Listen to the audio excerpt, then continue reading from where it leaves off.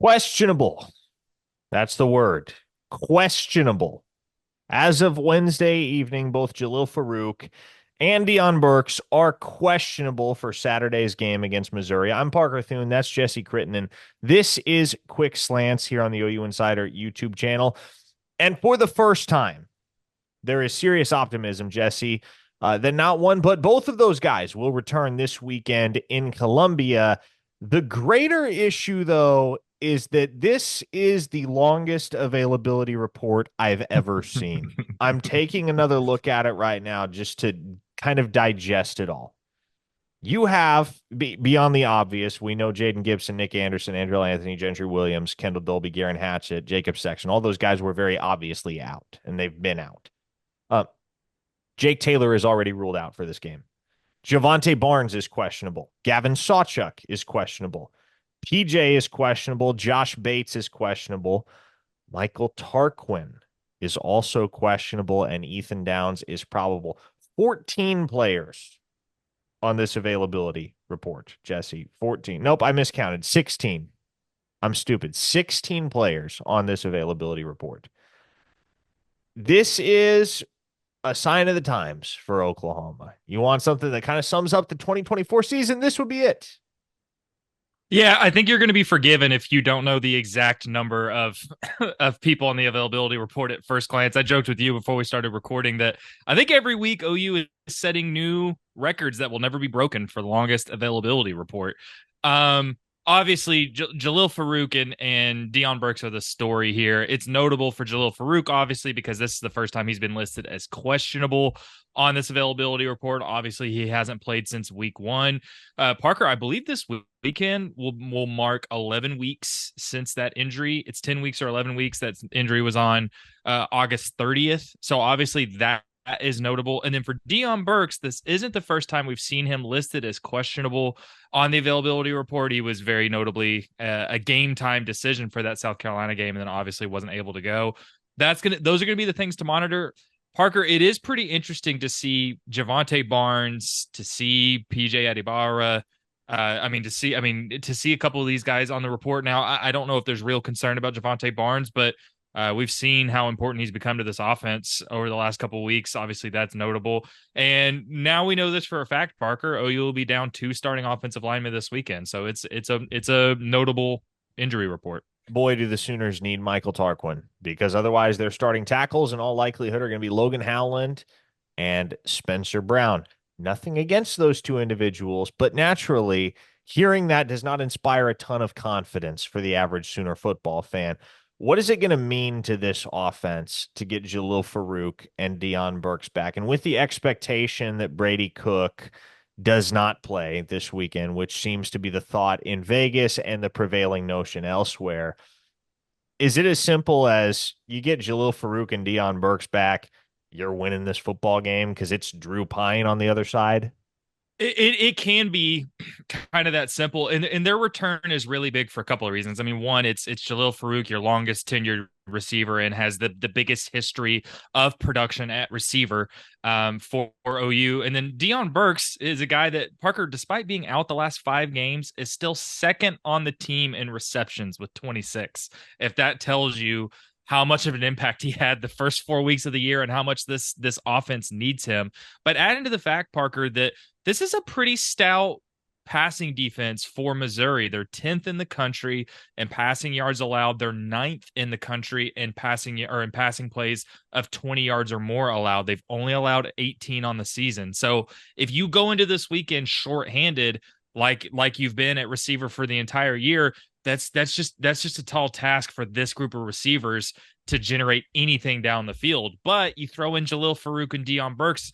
Deion Burks is kind of a chain mover. Jalil Farouk, who can give you kind of that downfield presence. I mean, he had the 47-yard reception against Temple. It just gives you more options. And if you have confidence in your defense that you can defend a guy like Drew Pine in that struggling Missouri offense pretty well, then at that point, it's just on your offense to score. I mean, to score enough. And if you get these two weapons back, that bodes well for OU's chances to win this weekend. They really need those two guys back.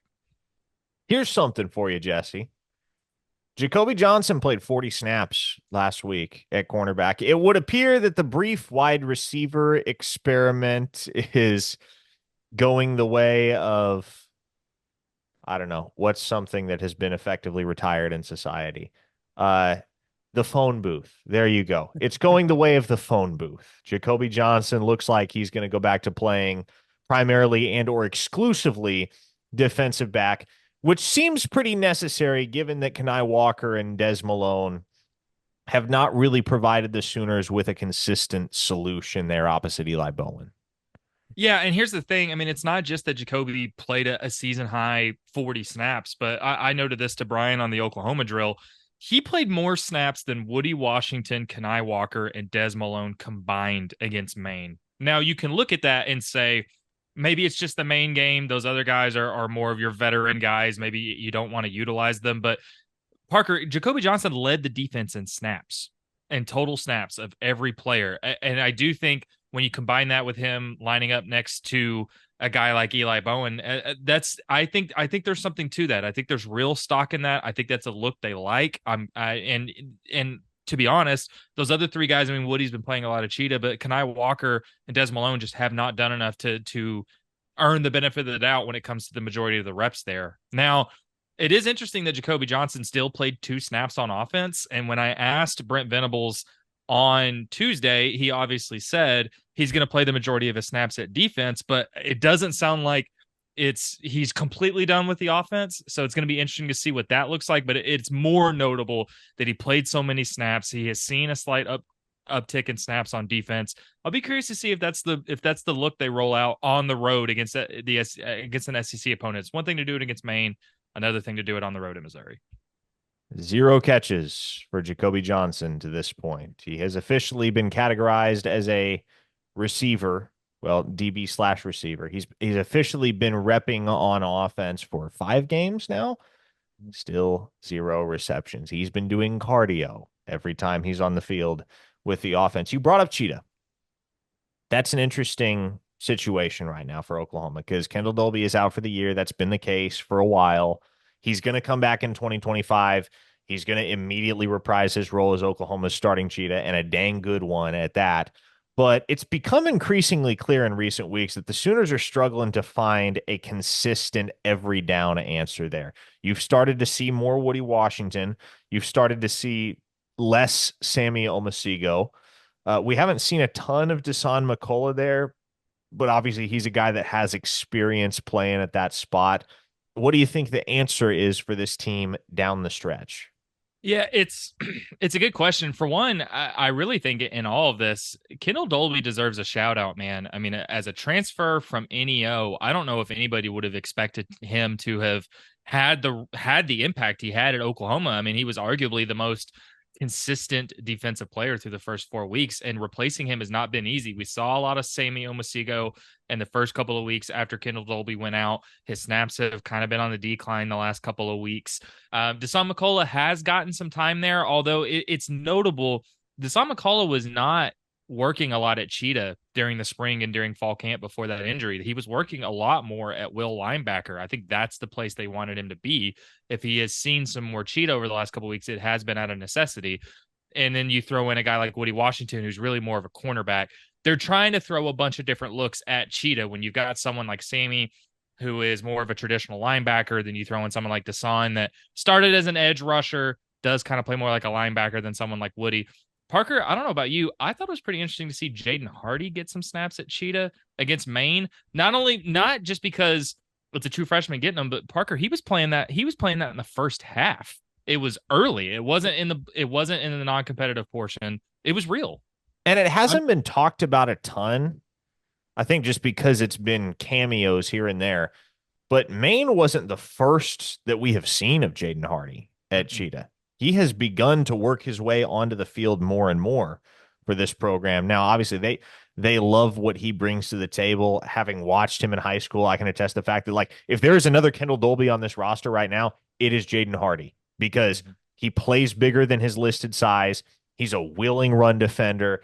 He'll come downhill, hit you in the mouth, and he can hold his own in coverage against anybody. Played a lot of cornerback in high school. So if there is another Kendall Dolby on this roster, it's Jaden Hardy. And I think that's kind of what Brent Venables and Oklahoma are starting to see if they haven't already. Now, moving ahead to this Missouri game this weekend, 6:45 kickoff in Columbia on Saturday night.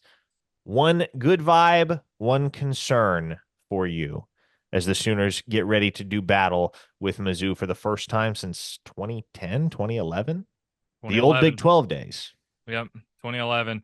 I the good sign for me is especially if it's Drew Pine at quarterback. I mean that limits Missouri's offense significantly. I talked about this with Brian, but Parker, they've run the ball pretty well, although they've also got some injuries at running back. They've run the ball pretty well this year, but OU's defense has been pretty good most of the year against the run. They're 17th in rushing defense. They are equipped to stop that Missouri rushing attack. The one place where OU is vulnerable is big plays through the air. They're 106th in passing plays of 20 yards allowed.